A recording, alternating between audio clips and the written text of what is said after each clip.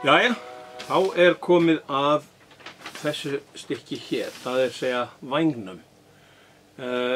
Margir verða, óttaslegnir, kannski hugmyndin, þegar þið sjá svona vængtekningu vegna þess að það svo rosalega mikið af strikum. En þegar maður fer að skoða vandlega, þá sér maður að þetta ekkert svo svakalega mikið. Þetta alltaf sömu stríkin aftur og aftur og til dæmis í sambandi við þennan væng að þá hann bara beinn, hann ekkert aftursveigður eða framsveigður eða neitt. Mjög einfalt. Hins vegar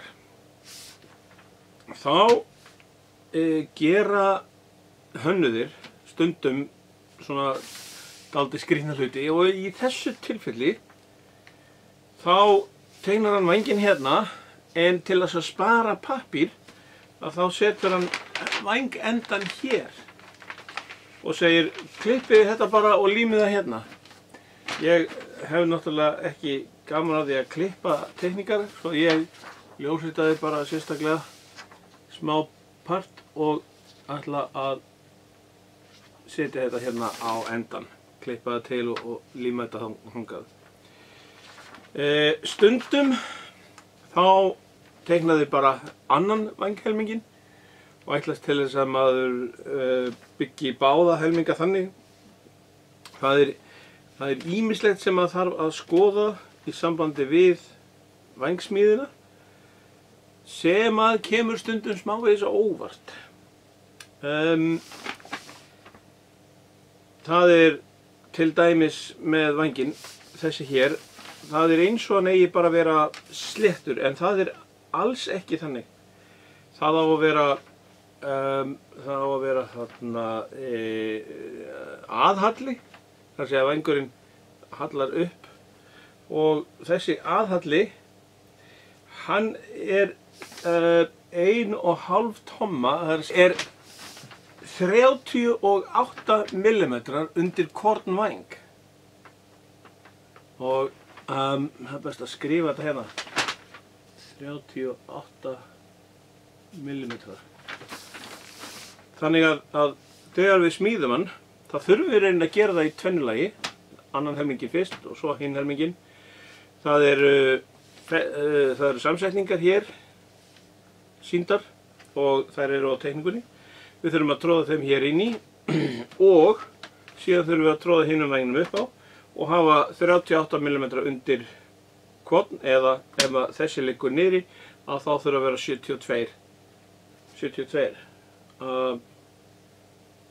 76 hérna undir. Það þó nokkuð mikið. Enda þessi vængur þannig smíðaður, það engin halastýra á honum. Við beygjum bara með röddefnum.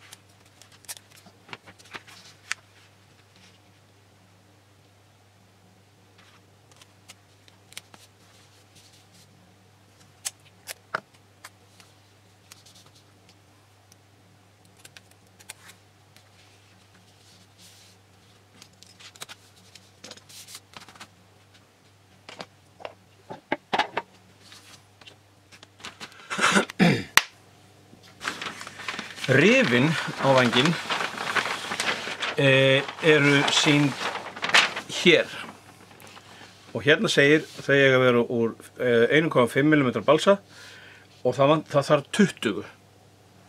Þau eru semst öll úr þessum nákvæmlega sama balsanum og þau eru öll nákvæmlega eins.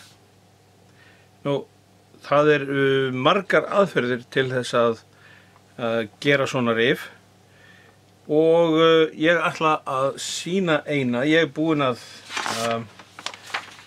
ljósrita hérna þannig ég geti notað rifið. Ég ætla að búa mig til skermáta úr þessu rifi hérna.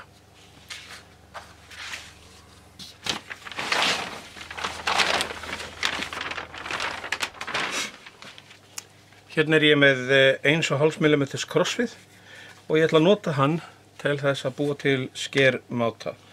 Og nú ætla ég bara að líma þetta rif hérna niður á krossviðin með tvöföldu límbandi.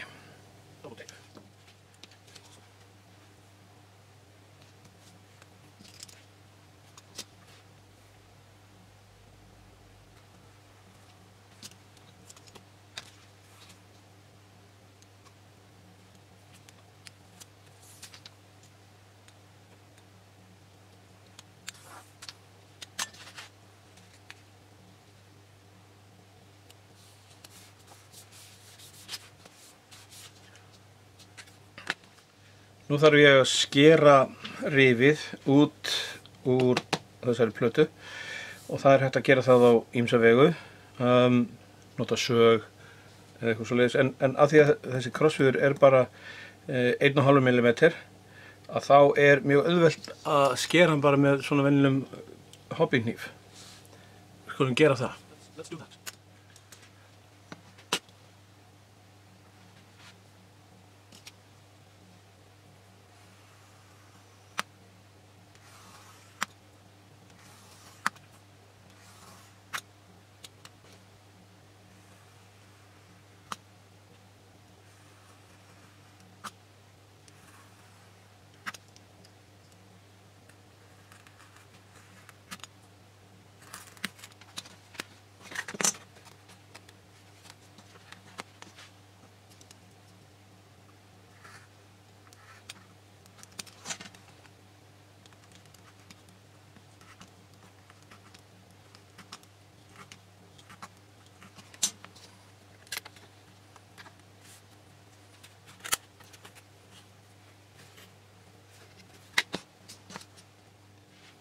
Ég á bandsög og ég ætla að nota hana núna til þess að skera þessa bogalínu, en það alveg ágætis ráð ef maður ætlar að nota bandsög að byrja því að fara með hníf eftir strikinu tvisvar, þrisvar. Jafnvel þó maður ætli að nota sög eins og bandsög. Þá útlínan komin, annars ekki mikið mál ef maður bara þolinmóður, sem ég ekkert endilega alltaf, að skera þetta svona. Hérna rifið komið og ég búinn að taka úr hérna fyrir vængbitanum. Vængbitin 5 x 5 mm og það ágætt að sjá til þess að það sé pláss fyrir 5 x 5 mm balsastöng hér í rifinu.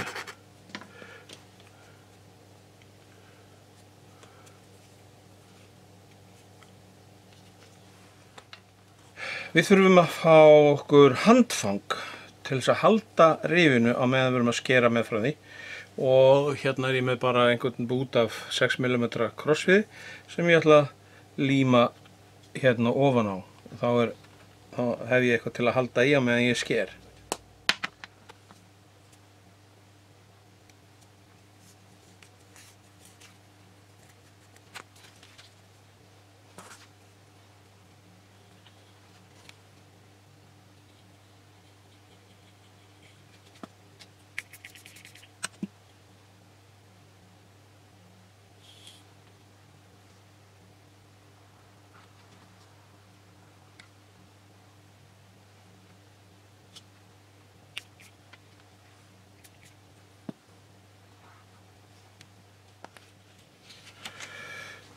Nú, það ágætt að gera eitt í viðbót við þetta og það að setja sandpapír á þetta. Hérna ég með 120 sandpapír sem ég ætla að nota til þess að líma á rifið.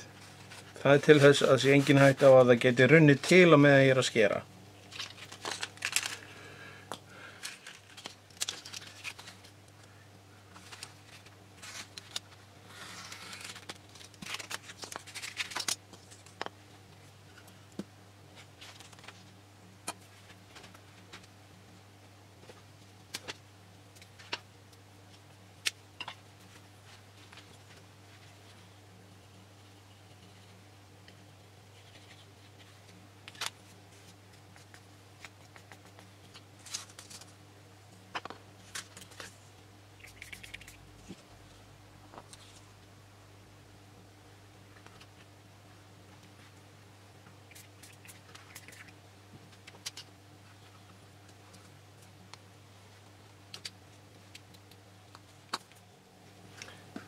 Nú þurfum við bara að skera sandpapírinn meðfram rifinu.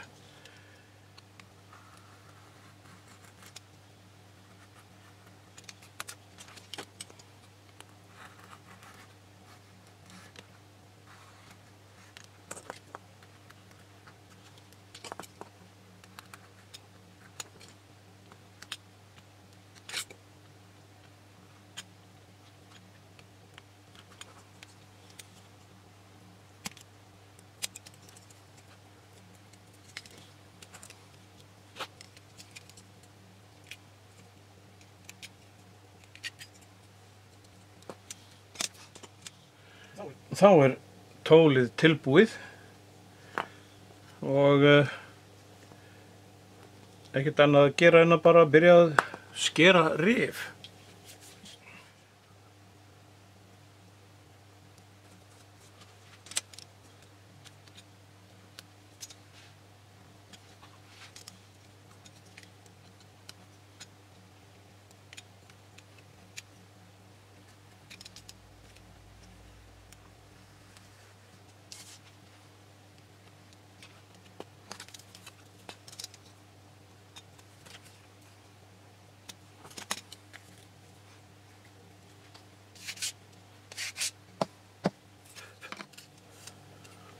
Hérna er fyrsta rifið komið.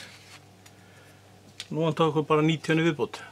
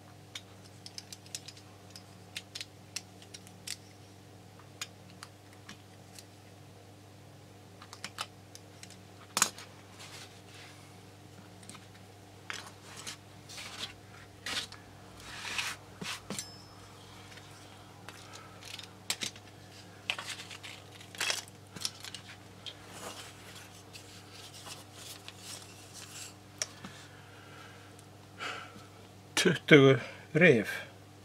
Þetta tók mig sæmilegan hálftíma. Ekki meira en það.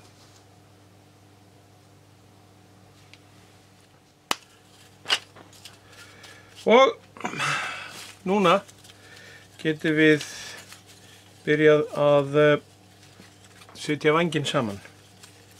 Það verður næst.